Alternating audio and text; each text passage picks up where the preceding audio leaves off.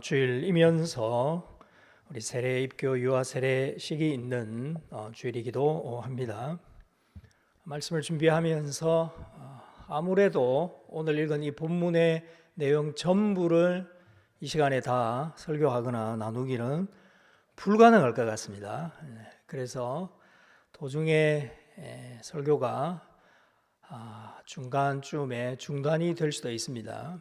그러면 그 이후의 설교는 언제 하느냐? 내년 추수감사주일에 이어서 그렇게 하도록 그렇게 하겠습니다.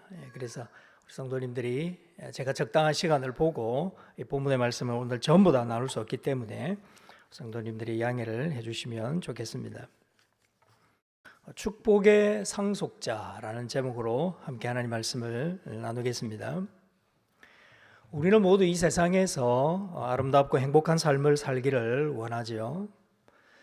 그런데 우리도 그렇습니다마는 주변에 있는 사람들을 보면 항상 해피하고 행복하고 항상 감사하고 기쁜 것만은 아니라는 것을 알 수가 있습니다. 어떤 분들은 어렸을 때는 굉장히 부자로 부유한 집에서 잘 살았는데요. 청소년 때에 아버지가 사기를 당한 후에 이 가세가 기울어져서 지금까지도 굉장히 힘들게 살아가는 사람들이 있고, 또 어떤 분은 젊었을 때 죽으라고 고생을 했는데 나중에 사업이 크게 번창해서 돈도 아주 많이 벌고 큰 회사를 경영하게 된 사람들도 있습니다. 그런 사람들이 있습니다. 우리 집에 없어서 그렇지 있습니다. 주변에 보시면.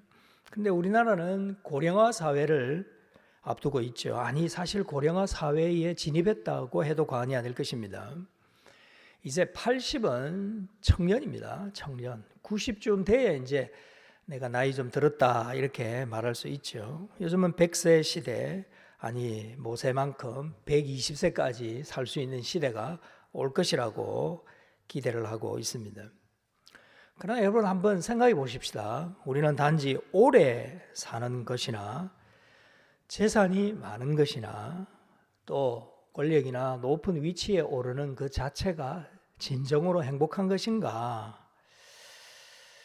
우리가 한 번쯤 진지하게 고민하면서 생각해 볼 필요가 있을 것입니다.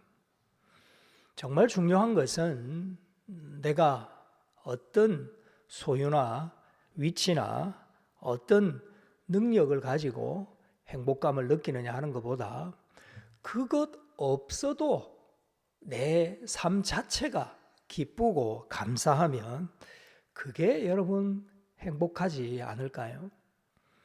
우리는 정말 중요한 행복의 본질, 기쁨과 감사의 만족의 본질을 놓치며 주변에 있는 현상들과 상황들로 우리는 행복감을 추구하고 있는 것은 아닌가 하는 생각이 듭니다. 요즘은 사람들의 삶의 질을, 행복도를 결정하는 중요한 요인으로 크게 두 가지입니다. 하나는 돈이고요. 다른 하나는 건강입니다. 돈이 없어도 불행하다고 생각하지만 건강하지 못해도 불행하다고 생각하는 사람들이 많습니다. 그래서 모든 사람들의 삶의 행복도는 이 두 가지에 좌우된다고 해도 과언이 아닐 것입니다. 그러나 여러분, 그것도 한번 진지하게 생각해 볼 필요가 있죠. 정말 돈과 건강이 사람의 행복도와 삶의 질을, 가치를 높이는 것일까? 거기에 대한 답은 그렇지 않다라는 것이죠. 사람의 삶의 질에서 가장 중요한 것은 내가 지금 기쁘고 즐거우냐 하는 것이죠. 그리고 내가 지금 살아가는 이 삶에 어떤 보람이 있고 기쁨이 있고 감동이 있고 감사가 있느냐 하는 것일 것입니다. 젊은이들은 되게 건강하고 앞으로 살아갈 날이 많죠. 그래서 나이 든 사람들은 그 젊음을 부러워합니다. 그러나 아무리 멋있게 생기고 건강한 젊은이라 하더라도 그가 마음에 기쁨이 없고 자신의 삶의 방향을 잃어버리거나 내가 왜 사는지를 모른다면 그는 연세 드신 사람들에 의해서 젊음이라는 행복감을 가지고 있지만 실제로는 그는 행복하지가 않는 것이죠. 반대로 어떤 사람들이 병들어 있고 가난한 생활로 고통 중에 있다 할지라도 그의 마음에는 늘 기쁨이 넘치고 감사가 넘치고 또 자신의 일상의 삶에서 그 소소한 그새 행복감을 느끼면서 만족해하고 있다면 그는 누구보다도 이 세상에 행복한 사람일 것입니다. 그래서 인생을 행복하게 사는데 가장 중요한 것은 정말 행복의 길이 어디에 있느냐 하는 것을 한번 진지하게 생각해 보는 것이죠. 우리가 행복의 길을 바로 찾지 못하면 아무리 세상에서 성공하고 재산이 많고 부유하다 하더라도 결코 그는 행복하지 않을 것입니다. 우리가 이 세상에서 행복한 삶을 살 수 있는 길은 바로 하나님을 말씀 가운데서 만나는 것이고 예수 그리스도 안에서 그 사랑과 그 은혜 가운데 우리가 살아가는 것이야말로 진정한 인간의 행복이라고 볼 수 있을 것입니다. 이런 의미에서 볼 때 우리가 하나님의 백성이 되었고 예수를 믿는 사람이 되었다는 것이 얼마나 다행스러운 일인지 모릅니다. 그리스도인들이야말로 인생의 근본적인 문제가 해결된 사람들이기 때문입니다. 뿐만 아니라 하나님으로부터 영원한 복을 받은 상태에 있는 사람들이기 때문입니다. 그러니까 더 이상의 어떤 다른 행복을 추구할 이유가 없는 사람들입니다. 그리스도인들이야말로 나의 남은 삶을 그렇다면 어떻게 살아야 할 것인가? 이 인생을 아름답고 후회 없는 행복한 삶을 살아야 할 것인가? 이것을 진지하게 생각해 볼 수 있는 유일한 사람이라고 볼 수 있습니다. 오늘 본문 말씀을 보면 우리가 정말 하나님 안에서 나 자신의 가치를 찾고 있느냐, 그리고 정말 행복한 삶을 살고 있느냐 하는 것을 마지막으로 테스트해 보라고 하나님께서는 우리에게 권면하고 계십니다. 그 기준을 제시해 주고 있는 본문입니다. 요즘은 여성들이 임신 여부를 스스로 테스트할 수 있는 그런 도구들이 많이 있죠. 또 당뇨 환자들을 위해서 간편하게 스스로 피 한 방울로 혈당을 체크할 수 있는 도구들도 많이 개발이 되었습니다. 여러분, 이와 마찬가지로 오늘 본문의 말씀도 내가 정말 하나님 앞에서 영원히 없어지지 않는 이 축복의 삶을 살고 있는지 체크할 수 있는 그 방법을 우리에게 제시해 주고 있는 것이죠. 그래서 크게 세 가지로 보아야 되는데 오늘은 한 가지만 살펴보도록 하겠습니다. 첫 번째로 우리에게 주어진 축복의 약속이 무엇이냐 하는 것입니다. 자, 9절을 한번 읽겠습니다. 9절을 보십시오. 해를 입었다고 도로 보복하지 말며 욕을 먹었다고 그 사람을 욕하지 마십시오. 오히려 그 삶을 축복해 주십시오. 이것은 여러분 자신이 축복받는 인생을 누리도록 부르심을 받았기 때문입니다. 9절 하반절에 이것은 여러분 자신이 축복받는 인생을 누리도록 부르심을 받았기 때문입니다. 우리 모두는 바로 이러한 부르심에 하나님의 소명을 받고 이 세상을 살아간다라는 것이죠.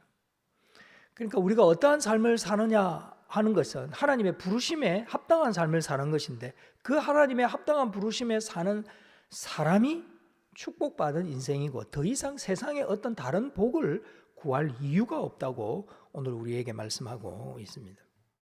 우리가 성공했다고 말하는 사람들 중에는 정말 진짜 맨손으로 죽으라고 노력해서 자수성가한 분이 있는가 하면 태어날 때부터 어마어마한 부모로부터 기업과 돈을 물려받은 사람들도 있습니다.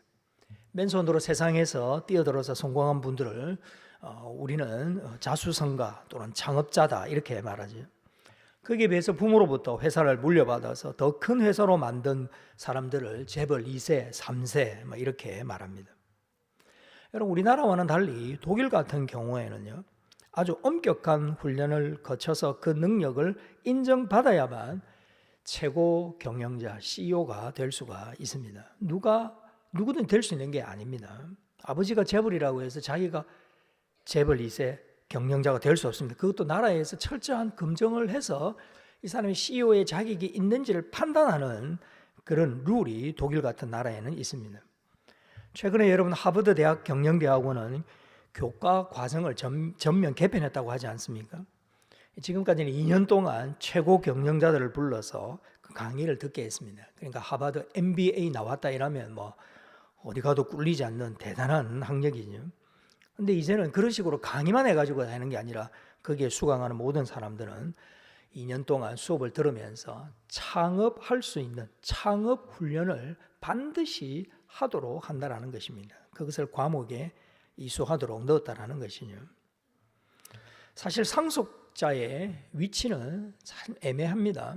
왜냐하면 부모의 엄청난 재산이나 회사를 상속받으면 최고의 부자가 될 수는 있겠습니다만 여러분 그건 상속받기 전에는 아무것도 아니기 때문입니다. 그런데 이것이 오늘 우리 예수 믿는 사람들에게 적용해 보면 이렇습니다. 우리는 장차 정말 우리를 위하여 예비된 어마어마한 하나님의 축복과 상급에 대해서 지금 이야기를 듣고 있습니다. 그러나 우리가 이 세상에 있는 동안에는 아직 하나님의 그 엄청난 재산을 본 적도 없습니다. 상속받은 상태가 아니기 때문에 우리는 지금 맨손입니다. 아무것도 가진 것이 없습니다. 여전히 우리는 가난하고 여전히 우리는 많은 것을 배우지 못했고 많은 사람들에게 존경받지 못하는 상태에 있을 수도 있습니다. 그러니까 하나님의 약속하고 지금 현실의 이 차이를 여러분 우리가 어떻게 극복할 수 있을까요? 그런데 그 극복하기 위해서 어떻게 살아야 할지에 대한 그 기준을 오늘 본문은 우리에게 말씀하고 있습니다. 그게 바로 하나님의 상급과 약속을 받을 사람의 신앙적인 테스트입니다. 그 검증의 과정을 거쳐야 하나님께서는 우리에게 놀라운 축복을 상속해 주신다라는 사실이죠. 그렇기 때문에 여기서 우리는 삶의 행복지수 또는 만족지수를 한 번쯤 생각해 볼 필요가 있습니다. 자신의 삶이 얼마나 만족하고 있고 자기 자신의 삶의 가치와 보람을 찾았는가 하는 것입니다. 어떤 분이 여러분 육체적으로 아주 심한 고통 가운데 있고 제대로 먹지 못해서 굶주린 가운데 있지만 만일 그의 마음속에서 남이 알지 못하는 기쁨이 있고 즐거움이 있고 만족이 있고 감사가 있다면 남들은 아이고 불쌍하다 이렇게 말하지만 남이 알지 못하는 기쁨과 감사가 있다면 그는 비참한 사람이 아닙니다. 불쌍한 사람이 아니죠. 그야말로 정말 가치 있는 존귀한 사람일 것입니다. 영화감독 스티븐 스필버그도 자기가 유대인이라는 사실을 굉장히 부끄러워했다고 하지 않습니까? 그래서 그는 자기 코가 좀 작아지면 유대인처럼 보이지 않을 수도 있을 것이라고 생각해서 밤마다 그는 어렸을 때 코에 테이프를 붙이고 잠자리에 들었다고 합니다. 그러나 그는 토머스 캐널리가 쓴 쉰들러 리스트라는 글을 읽고는 자기가 유대인이라는 사실을 부끄러워하지 않게 되었답니다. 그가 그 이야기를 영어로 만들었을 때에 여러분 전 세계가 감동을 받았습니다. 쉰들러 리스트의 마지막 생존자인 레온 레이손이라는 사람이 있는데요. 이 영화가 나오기 전까지 자신이 이 아우슈비츠 생존자라는 사실을 밝히지 않았습니다.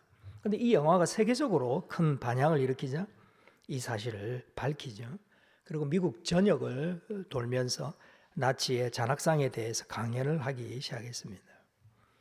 여러분 이런 것을 보면 사랑이라는 것이 얼마나 위대하고 사람이 이 가치 있게 산다는 것이 얼마나 아름다운지 알 수가 있습니다. 이 세상에 여러분 좋은 것이 많습니다만은 지금 내가 가치 있게 살아있다는 것보다 더 중요한 것은 아마 없을 것입니다.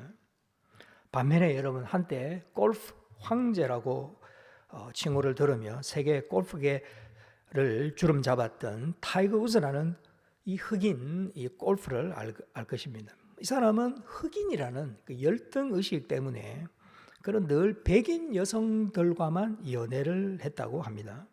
그리고 결혼도 꼭 백인 여성들과 결혼을 했는데 그의 백인 여성 편력이 불거지는 바람에 그는 아내에게 골프채로 얼굴을 때리기도 하고 해서 얼굴 뼈가 내려앉아서 이혼을 당하게 되죠.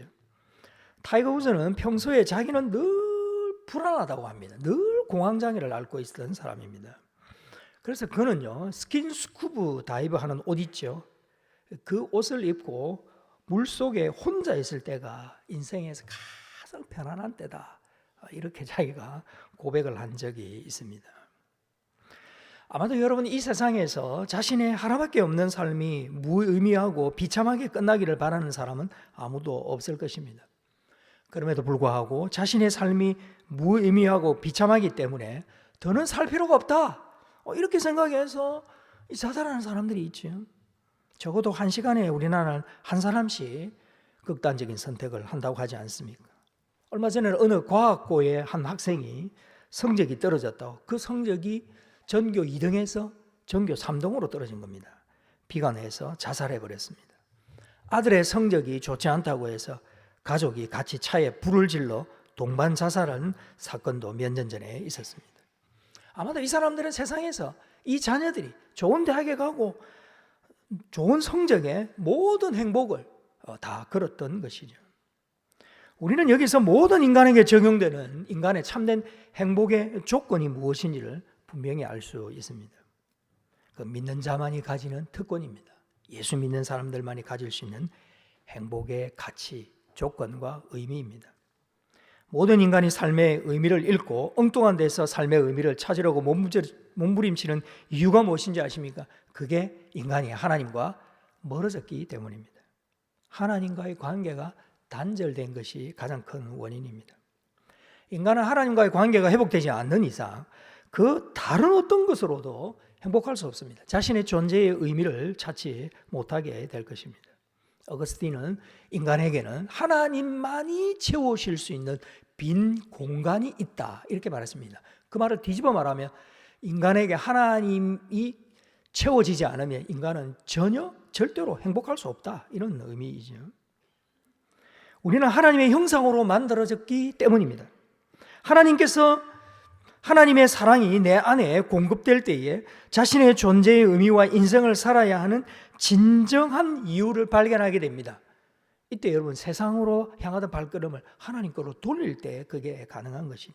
그래서 하나님은 우리로 하여금 하나님께로 돌아오게 하기 위하여서 오히려 이 세상에서 실패한 자가 되게 하실 수도 있습니다.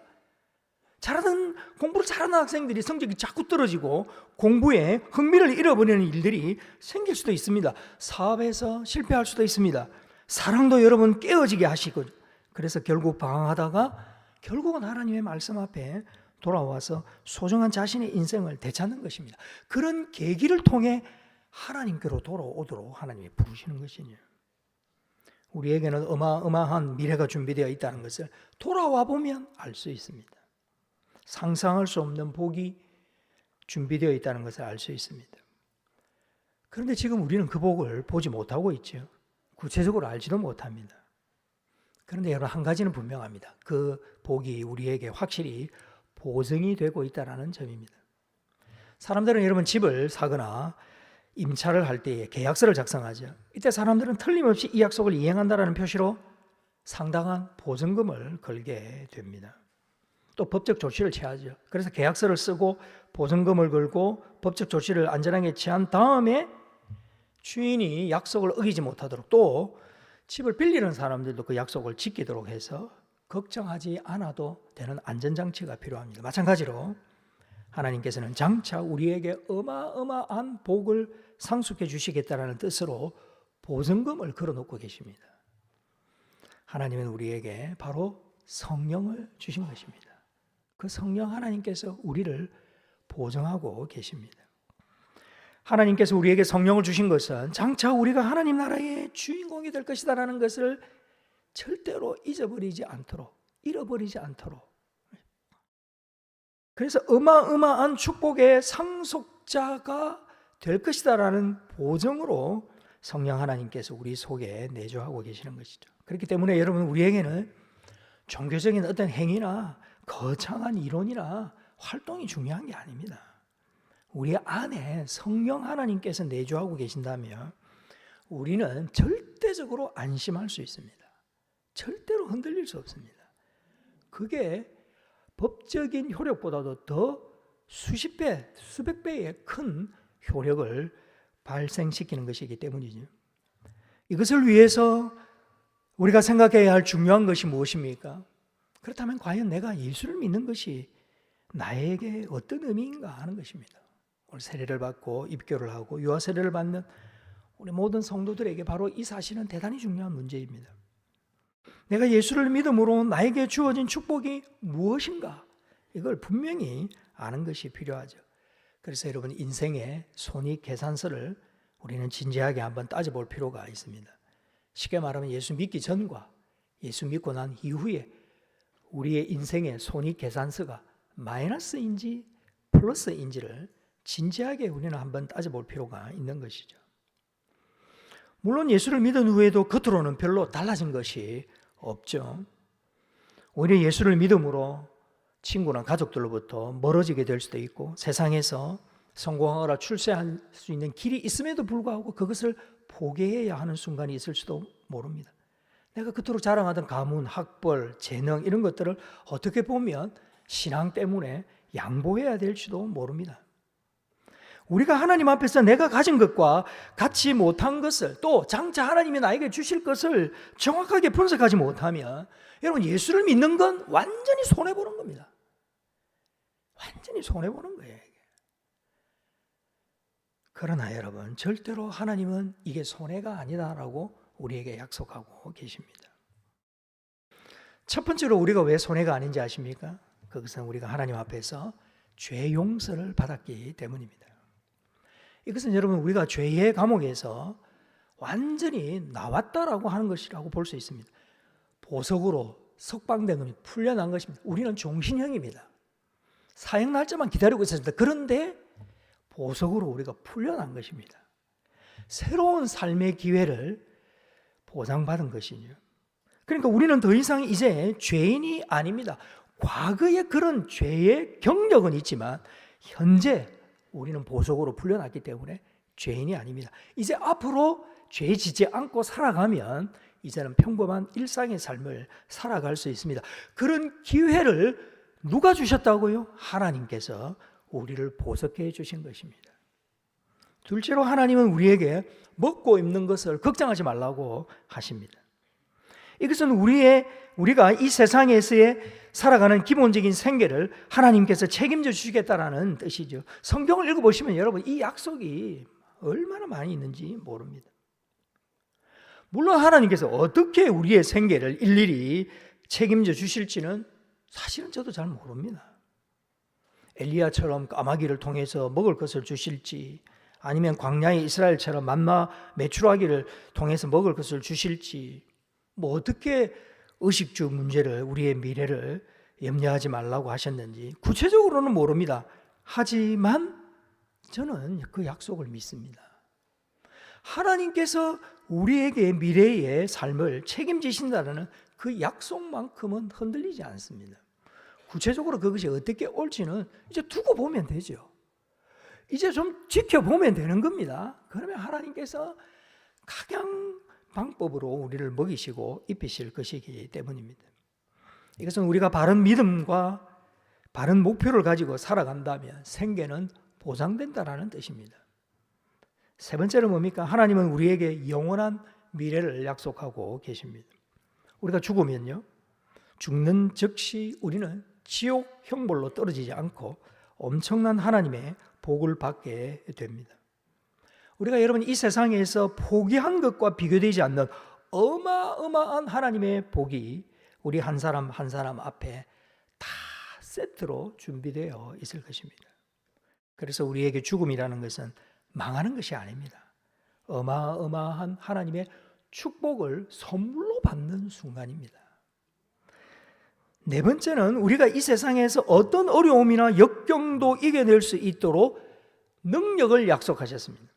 즉 우리에게 성령을 주셨는데 이 성령의 능력은요, 학이나 돈이나 세상 사람들에게 인정받는 어떤 그런 것들이 아닙니다. 이건 무한정입니다. 무한정입니다. 이건 써도 모자람이 없습니다. 성령 하나님께서 내 안에서 역사하시는 그 능력은 여러분 이건 무한일필입니다. 절대로 바닥이 나지 않습니다. 무한정으로 충족되는 것입니다. 그 능력을 오늘날 많은 사람들은 잃어버리고 있죠. 그 능력을 체험하게 될 때에 하나님이 우리의 삶을 책임지신다는 확신을 갖게 될 것입니다. 그럼에도 불구하고 우리는 이 세상에서 스스로 불행하다고 느끼면서 살아갈 때가 많죠. 하나님을 믿지만 역시 세상적으로는 별 볼 일 없는 자신을 보면서 실망할 때가 있습니다. 하나님이 우리에게 주신 것은 모두 눈에 보이지 않는 것이기 때문이죠. 그러나 여러분, 세상 사람들이 가진 것들은 전부 다 눈에 보이고 손에 잡을 수 있는 것들입니다. 하나님을 믿지 않는 사람들은 세상의 권력, 부, 지식 가지고 얼마나 큰 소리 치고 있는지 모릅니다. 근데 하나님의 자녀들은 손에 있는 게 없고 내세울 게 없으니까 늘 불안하지. 이때 우리는 하나님의 능력이 의심되기도 하지. 하나님의 복을 의심하기도 합니다. 그리고 또 하나는 우리가 아무리 예수를 믿는다고 하지만 마음속에 우리의 야망과 욕망이 죽지를 않죠. 우리 혈기가 그대로 살아있잖아요. 그러면서 나 자신에 대해서 실망을 참 많이 하지 않습니까? 그래서 마음속으로 세상 죄를 미워하면서도 또 어떤 때는 세상 죄에 끌려가기도 합니다. 우리가 예수 믿은 후에 그날 즉시 천사처럼 바뀌면 얼마나 좋겠습니까마는 그게 안 되거든요. 늘 우리도 세상 사람들처럼 그렇게 살고 싶고 또 어쩔 수 없이 죄를 지으면서 사는 것이 우리의 아픔입니다. 특히 더 심각한 것은 우리가 예수를 믿고 난 후에 유난히도 나를 미워하고 시기하고 괴롭히는 세상 사람들이, 생각지도 않았던 사람들이 생기기 시작합니다. 교회를 딱 다니고 예수를 믿기 시작하면 나를 미워하는 사람들이 자꾸 생깁니다. 그런 사람들에게 한번 걸려서 내 마음이 흔들리면 쉽게 빠져나오기가 어렵습니다. 이런 사람들은 계속 나를 따라다니면서 미워하고 괴롭히는데요, 참 이거 감당하기 어렵습니다. 이럴 때 참 저 사람하고 그냥 친하게 지내려면 내 신앙을, 믿음을 포기하면 되는데 이러지도 못하고 저러지도 못합니다. 생각지도 못한 어려움이 닥치기도 하고 질병으로 큰 고통을 받기도 하고 사고로 가족을 잃을 때도 있죠. 우리 생각에 우리가 예수를 믿으면 다른 사람들보다 좀 나아야 되는데 실제로는 그렇지 못합니다. 이때 우리는 어떤 생각을 가지죠? 나 자신이 불행하다. 아니, 내가 믿는 신앙이 문제가 있다라고 생각을 합니다. 하지만 9절 하반절을 다시 보십시오. 9절 하반절입니다. 다시 보십시오. 이것은 여러분 자신이 축복받는 인생을 누리도록 부르심을 받았기 때문입니다. 이 사실을 여러분 고백하시고 믿으시기를 바랍니다. 이 세상의 모든 것은 잠시 가지고 있다가 다 두고 가야 할 것들입니다.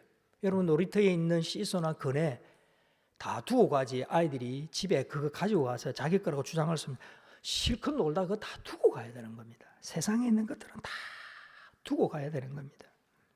집이든 돈이든 모든 것을 잘 사용하면 되는 것이지 진짜 우리의 소유는 이 세상에 있지 않습니다. 따로 준비되어 있습니다. 우리가 이 세상에서 버리고 포기한 것이 많으면 많을수록 진짜 우리는 그날 하나님으로부터 많은 선물을 받게 될 것입니다. 세상에서 조금 포기했다면 하나님으로부터 아마 조그마한 상급밖에 받지 못할 것입니다. 이 세상에서는 사랑도 완전한 사랑이 없죠. 모든 것이 미완성이고 불완전할 수밖에 없습니다. 왜요? 진짜 완전하고 온전한 복이 따로 준비되어 있기 때문입니다. 세상에 그게 있다고 하면 누가 하나님을 믿고 예수를 믿을 이유가 어디 있겠습니까? 없기 때문에 우리는 하나님이 약속하신 복을 기다리면서 그걸 바라보면서 인내하며 살아가는 것이죠. 어떤 집에서 주인이 식사를 대접하면서 그렇잖아요, 그죠? 이건 애프타이저로 나오죠. 식전 빵 같은 거 나오죠. 근데 너무 배고파가지고 그걸 몇 번이나 시켜가지고 먹으면 진짜 맛있는 주 요리, 메인 디시가 나오면 어떻습니까? 배가 불러서 못 먹어요. 정말 바보 중에 바보입니다, 여러분. 그래서 이 맛있는 주 요리를 먹기 위해서는 처음에 나오는 애프타이저, 그거는 여러분 맛만 딱 보는 거예요. 아무리 배가 고파도 주 요리를 먹어야죠. 믿지 않는 사람들은 이런 바보처럼 살아요. 정말 주 요리가 나중에 있는데, 하나님이 준비하신 메인 디시 정말 좋은 복이 있는데 이 세상에 지금 배가 고프니까 이게 전부인 줄 알고 빵을 다 먹어버려요. 그래서 주 요리가 딱 나오면 배가 불러가지고 못 먹는다면 그때 우리는 그 주 요리를 먹으면 되는 겁니다. 그게 하나님께서 하나님의 백성들에게 약속하신 축복인 것이죠. 사랑하는 성도 여러분, 말씀을 맺습니다. 우리가 이 세상에서 줄이고 가난합니까? 여러분, 앞으로 엄청나게 부유하며 배부를 것입니다. 이 세상에서 집이 없고 머리 둘 곳조차 없으십니까? 그러나 여러분, 앞으로 우리에게 어마어마한 집이 예비될 것입니다. 이 세상에서 따돌림 당하고 여러분 고독하십니까? 하나님 나라에서 영원한 주인공이 되어서 하나님의 복의 선물을 받게 될 것입니다. 우리가 이 세상에서 모든 것을 체험받고 억울한 것이 없이 전혀 손해보지 않고 살려고 한다면 여러분, 가장 중요한 믿음을 어쩌면 잃어버리게 될지도 모릅니다. 성도들은 지금까지 신앙생활을 하면서 적잖은 고통이 있었을 것입니다. 근데 여러분, 이제 와서 그걸 놓치겠습니까? 절대 안 되죠. 잃어버리는 어리석은 자가 되어서는 안 될 것입니다. 혹 여러분 주위에 힘들게 살아가는 자들이 있습니까? 참 안 됐다, 그런 감정이 들 수도 있습니다. 그런 사람들에게 돈 한 푼, 몇 푼 건네주는 것도 필요하겠습니다만 그들을 위해서 기도하십시오. 그리고 정말 그가 하나님을 알지 못한다면 세상의 보화보다 하늘의 보화를 사라고 권면하십시오. 고통당하는 자가 있습니까? 직접 보복하지 마시고 하나님이 주신 이 복을 잃어버리지 말라고 권면하십시오. 외로워하는 자가 있습니까? 믿음을 저버리지 말고 참된 위로자이신 예수님을 붙들으라고 여러분 조언하십시오. 여러분이 그런 사람이 되십시오. 하나님은 고난을 통해서 우리를 깨끗하게 하실 것입니다. 그리고 천국의 소망을 분명하게 우리에게 주실 것입니다. 우리에게 이런 복을 상속하기 위하여서 오늘 우리를 예수 믿는 자로 하나님의 백성으로 부르신 줄로 믿습니다. 우리 다음 시간에는 이 상속을 누리기 위해서는 하나님께서 어떤 테스트를 준비해 놓고 있느냐, 그 테스트를 우리가 어떻게 거쳐야 하는지에 대한 내용을 한번 살펴보겠습니다. 오늘 세례를 받고 입교를 하고 유아 세례를 받는 우리 모든 성도들, 또 함께 말씀을 듣는 여러분들이 하나님께서 우리에게 주시고자 하시는 그 축복의 상속자가 다 되셔서 이 세상의 복이 아니라 영원한 하늘의 복을 누리며 살아가시는 모든 성도들 되시기를 간절히 바랍니다.